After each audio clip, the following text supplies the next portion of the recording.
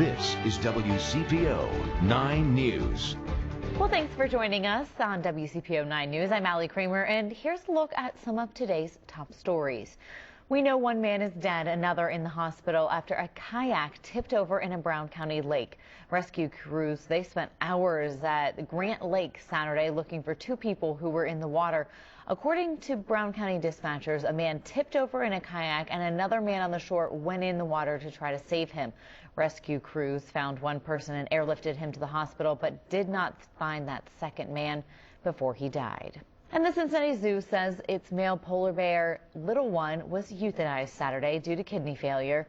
At 31 years old, he was the second oldest male polar bear in the U.S. population. Now, he was born at the Cleveland Zoo and came to Cincinnati back in 2007.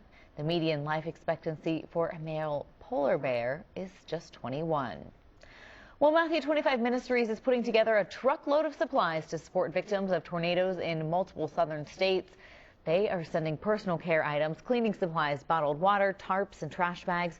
If you have any of those items you'd like to donate, you can do so at Matthew 25 Ministries. It's right off Kenwood Road there in Blue Ash. And you know what? We had a beautiful day today if you were able to get out, but cooler temperatures are headed our way as well as that chance for some rain, Sherry. Yeah, we'll have some rain, Allie, and a few storms in the overnight, so make sure that you have that Storm Shield weather app or that NOAA weather radio next to your bedside. Could get some of those storms anytime between the 1 and I'd say 3 or 4 a.m. And some of those could be on the isolated strong to severe side, with the greatest threat being some large hail and gusty winds. We could also get a nice downpour out of any storm that does develop during the overnight period. By the time you get up, though, temperatures are going to be again in the mid-50s and rain chances will be diminishing. In fact, by 4 p.m., our highs will only be in the upper 40s. It's going to be a good 20-degree difference from Saturday's highs, but we'll stay dry for a couple of days before tracking more rain midweek. Rescue crews spent hours Saturday here at Grant Lake in Brown County trying to find two men. According to Brown County dispatchers, one man in a kayak tipped over in the lake and another man on shore jumped into the water to try and save him. Search and rescue crews were trying to find and save both of those men Saturday afternoon. The call came in around 4:15. Several departments were on scene, including the Ohio Department of Natural Resources and the Bethel Tate Fire Department. Mount Orab Fire and EMS led the search, and Loveland Water Search and Rescue actually pulled one of the men from Grant Lake. Rescue crews put that man into air care and flew him to UC Medical Center. Brown County Dispatch says the second man was pulled from the water, but he had died, and neither man was wearing a life jacket. The search wrapped up shortly before 8 p.m. From what first responders know right now, they say that man who went in and tried to help did not know the kayaker. He simply saw someone in trouble and jumped in to try and help out. First responders did not release the condition of the man who went to the hospital and did not say if he was the kayaker or the man who jumped in the water. We're still waiting to find out the identity of the man who died. Reporting at Grant Lake in Brown County, Josh Bazan, WCPO 9 News. Hey guys, WCPO 9 News reporter Jake Ryle here. Norwood police say Sunday's pursuit started here at Victory Parkway in Sherman, and for the first time, we're seeing the moments following a crash that led to several injuries.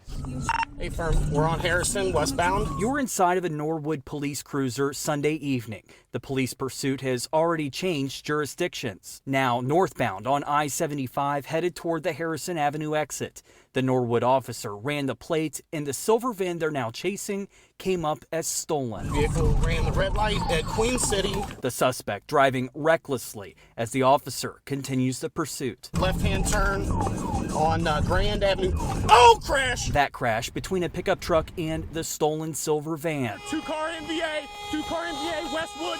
Stop right there! The officer assesses the scene. 5 people are injured. Some of the injuries considered serious. It comes in the wake of other police pursuits in the tri-state, one of which a CPD chase in the middle of rush hour, ending in Newport, with 81-year-old Raymond Label and his wife, Gail, dying at the scene after being struck by the fleeing vehicle last August. Following that crash, our I-team examined police department police pursuit policies across the tri-state. The issue? There's no uniform pursuit policy across Cincinnati area departments, but that could soon change. The Hamilton County Police Chiefs Association is taking a look right now at coming up with a standard. The hope, arresting the suspects without the need for a high-speed pursuit, which could put civilian lives at risk. And if a pursuit is necessary, for each department to follow the same protocols and procedures. Jake Ryle, WCPO 9 News. And WCPO 9 News reporter Kristen Swilley. Kentucky Governor Andy Beshear recently signed off on what's being called a redo bill. It allows students who struggled during the pandemic to make up their current academic year, but there are some people who are concerned about the domino effect this could create. I think the intent of the bill is wonderful. A good idea in theory, many believe, but is it the best play for students throughout the Commonwealth? Mother and teacher Kathy Bessler is optimistic, but unsure. I don't know about the implementation. I see a lot of kinks that have to be worked out. Among them, adapting course selection currently based on a 4-year plan and budgetary concerns. What if everybody took you up on this and all of a sudden now you have another 20% more students? What is that going to do to the teachers in terms of the number of kids in their classroom and the overall budget? Local school boards will have access to federal funds and the power to approve or reject any request to retake or supplement this year's classes.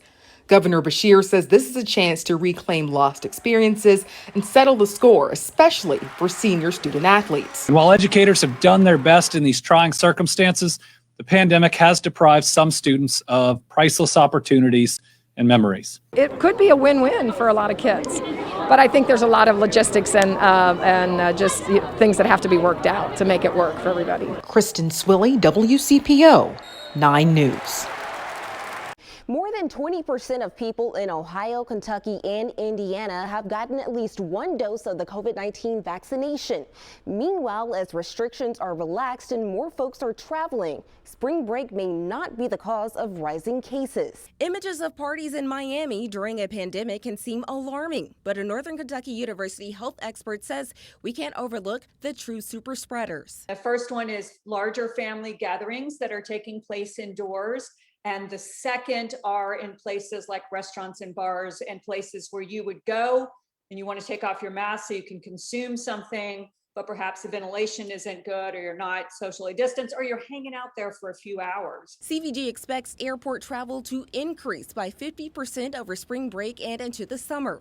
Valerie Hardcastle says it's not so much the destination, but what you do when you get there. There's this impulse to just kind of throw caution to the wind, and maybe you've had one vaccine but not both, and just try to go back to normal living. And it's really dangerous to do that right now. You can safely go to the beach and just not be near crowds. States like Michigan are in the national spotlight for potentially hitting a fourth wave of COVID-19.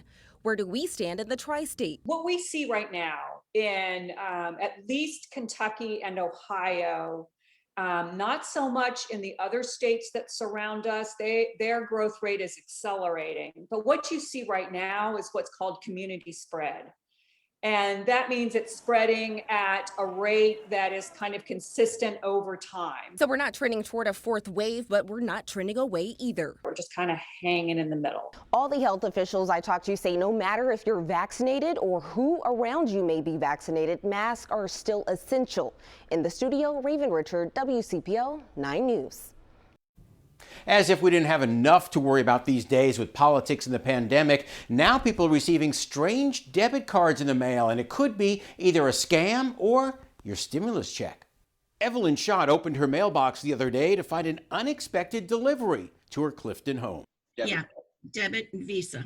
It was a U.S. Bank Relia card, the card that more than a dozen states use for unemployment benefits, including Ohio. At first, I thought it was my regular ATM card. And when I saw that it said Relia card, I got a little nervous. That's because Evelyn never filed for unemployment, so she called the number on the card. They took my information. They also suggested that I file a police report. U.S. Bank says it's aware of this fraud, which can happen if a thief files for unemployment under your name and social security number.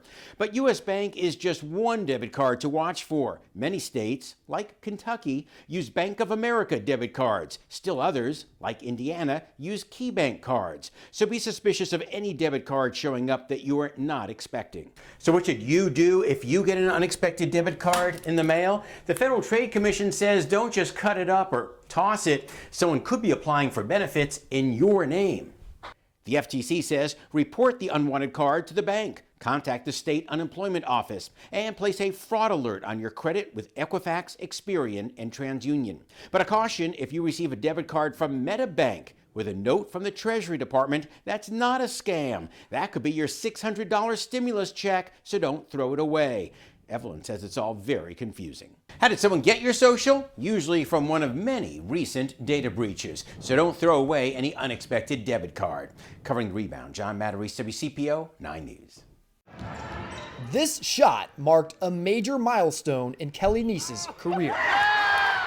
I'd say I'm proud of it, but it doesn't, winning's more important. Very few players have scored as many points as Kelly Neese, but he's still number 2 in his own family. That's video from 2016, a game winner from Kelly's older sister, Allie, on the same night she reached 2,000 career points. Having your sister play and be the big star, I guess you could say, it was really cool to look up to her and see what she could do here.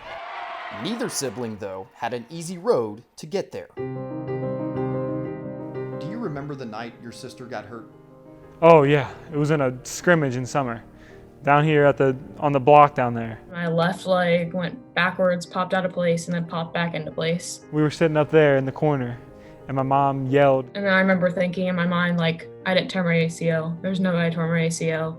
Allie didn't just tear her ACL, she also tore her MCL and meniscus. You get a sickening feeling as when you evaluate an injury like that, and you know what it could mean for that athlete. Allie had surgery and quickly began rehab. Rehab itself was I think it was more mentally hard than physically.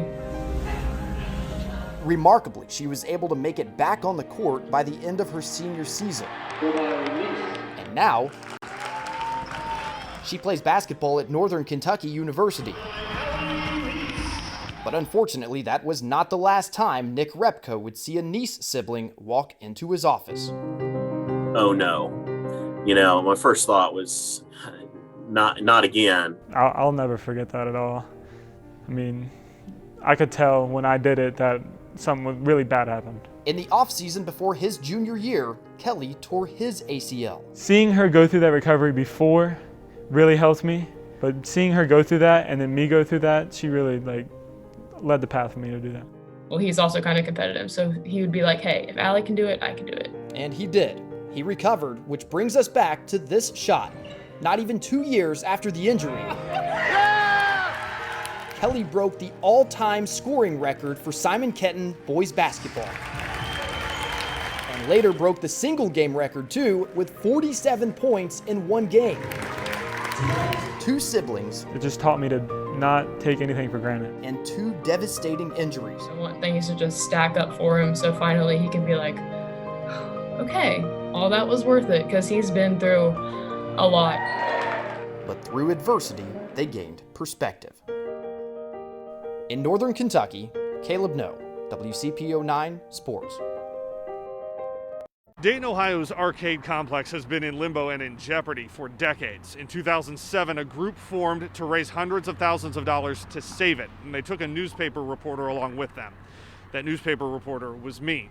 I wanted to come back and see how the arcade has progressed. It's the most complicated project that I've ever worked on, for sure. Wyoming resident Francis Kern-Manone handled the financing. This is a more than $90 million project requiring dozens of tax credits, loans, grants, and more. I like to say that I did a lot of the transaction from the high-speed lane of Interstate 75. Cross Street Partners is one of 3 key players bringing this National Historic Complex back to life. OTR-based Model Group is another. If you were at UC in engineering, structural engineering, and wanted to do your thesis, this was the place. Long before he worked in Cincinnati, George Kepler was a UC student. Michael Rick just graduated. I did a lot of drawings, but this is really the first time I've been able to see my drawings kind of come to life. The iconic rotunda is starting to come to life again. It will be an event space connecting to a bar. 126 apartments there are almost done.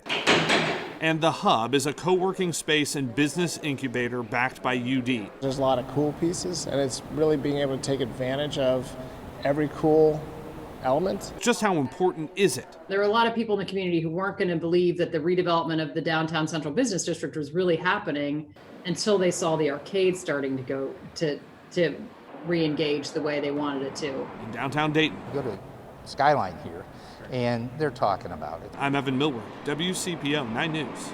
We call this the most emotional building in Dayton, Ohio. It was the gem of the Gem City. Built between 1902 and 1904, it was downtown's retail and restaurant hub. I compare that to the Findlay Market in regards to it's the same thing as the farmer's market to start with, the same concepts. And look, everybody cherishes the Findlay Market in Cincinnati. It's the same thing here. It was almost a no-brainer then for OTR-based Model Group to be part of bringing it back. We really want to help Dayton turn things around. Despite being on the National Register of Historic Places since 1975, the arcade was once listed on eBay, looked at to be torn down for scrap. It hasn't been used since the holidays of the early 90s. It's probably in the top 2 of the toughest projects I've done in 43 years. Decades of decay have taken their toll. It was a nightmare. Nelson Stark Company plumbing superintendent Boyd Williams grew up in Trenton. He got more than his name from his dad. I knew my father and my father-in-law worked there back in the late 80s. Imagine his surprise finding an almost untouched office with their time cards sitting on a desk in the arcade basement. You can see the 8/1/89 date. Then my father-in-law is the top, Hager back, and second to the bottom was my father's name. I'm the third, so there's Boyd Williams. B. Williams. There were plenty of surprises. Every time we took a wall down, every time we opened up something, it was a problem. 9 buildings, all different but connected. They managed to keep some terrazzo floors, some wood ones, and these details around the rotunda. Most of the space is now the Hub, a business incubator with UD and Sinclair students. 126 apartments are about to open. A bar is going in on the first floor. It is a mixed-use development. First floor vibrancy is key. It's not just the inside. They've had to restore several facades, too. They're still working on this one. The last time I was at the arcade was in 2007 as a newspaper reporter covering the effort to save it. This is what the North Arcade looks like today. It's in dire need of getting refurbished, but we're ready to attack that. This will become a kitchen incubator and fresh food market. Think Findlay Kitchen and OTR. Plus retail and a hotel or more apartments. This is one of the keystones to get revitalization downtown. Because it is one of a kind. At the end of the day, what's your value proposition? What makes Dayton different from Cincinnati, Cincinnati different from Northern Kentucky? A lot of it's that history. In downtown Dayton. And the history is like right behind us. I'm Evan Millward, WCPO 9 News. Hello, everyone. I'm 9 First Warning Meteorologist Sherry Hughes. We got into the low 70s today, and this evening we will have clear skies, but clouds will be building, and overnight we'll start to see some showers and also storms develop. We could even pick up an isolated strong to severe storm, as you can see a portion of the tri-state from Cincy southward and portions of southeast Indiana are under a marginal risk of maybe one of those storms or two becoming a little stronger with some gusty wind and also hail. Rain, though, likely won't move in until, I'd say, 1 or 2 a.m. It will be very quick moving across the tri-state, so by 8 or 9, getting up in the morning, it'll all be done. We'll be left, though, with some gusty winds out of the west, gusting upwards to about maybe 30 miles an hour. Cloudy conditions, but skies will begin to clear as we head into the evening. So here's a look at your forecast. We're going to be, again, in the mid-50s at 8 in the morning with maybe a few showers still around. Temperatures still sliding down, 52 at noon, 50 at 4 p.m., and we're at 46 by 8 p.m., but we're dry. I'm Josh Bazan. An Ohio woman is reuniting with a pet that has been missing for years and only recently turned up halfway across the country. We'll share her excitement and how the two were able to be brought back together. And one day he just didn't come back. Didn't come back. More than 5 years ago, Margaret Burcham lost her pet cat, Bernie. She says he was outside in her yard in Florence, but that's the last time she ever saw him. And I looked and I called the shelters and finally just kind of accepted that he was never coming back. Burcham moved to the Dayton area around the time Bernie went missing. All this time, she went without any news or any hope until last month. Apparently, someone found Bernie in Central Texas, and they traced him back to me. A volunteer with that organization in Texas happened to be driving through Cincinnati on a family vacation, so she put Bernie in the back seat and made sure he got home safely. Oh, please let this be them. It's them, oh my God. Put this down. Here is Mr. Bernie with his mommy. Hi, buddy. Oh my gosh. A reunion 5 years in the making, but a reunion Bertram never expected to get. I can't believe it. Look at him. Hi, buddy. You're like, what's going on? There are still plenty of unanswered questions. How did you end up in Texas? That's what I want to know. We need to talk. But Bertram is thankful to have Bernie back in her arms. I didn't think I was ever going to see you again. And now here we are. I'm so glad.